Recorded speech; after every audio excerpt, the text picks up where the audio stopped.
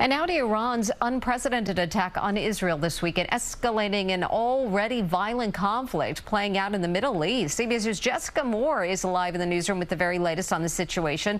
Jessica. Well, Mary, the decades-long shadow war between Israel and Iran is now out in the open. And while the damage on the ground in Israel was minimal, the world is bracing for potential maximum impact as Israel weighs its response. A barrage of drones, cruise, and ballistic missiles flashes against Israel's Iron Dome Saturday night.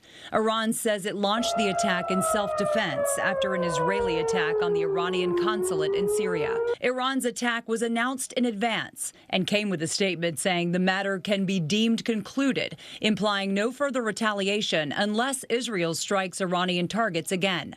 Israel says with the help of U.S., U.K., French, and Jordanian fighter jets and its elite aerial defense systems, it deterred 99% of the incoming weapons.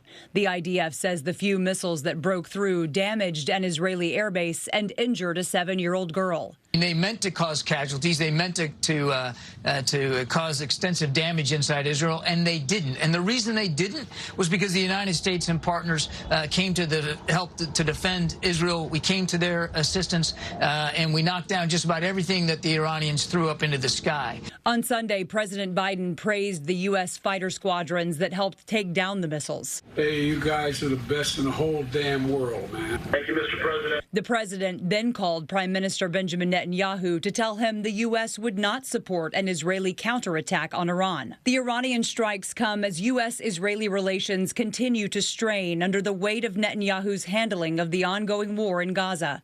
UNICEF says more than 13,000 children have been killed in Israeli airstrikes, and famine and disease are widespread. President Biden is meeting with the Prime Minister of Iraq today. The White House says some of those Iranian drones were launched from Iraq, so that country is also concerned about escalation. Israel's War Cabinet just concluded a heated meeting where it weighed its next steps. U.S. officials say they remain in close contact with Israeli officials. Live in the newsroom, Jessica Moore, CBS 2 News.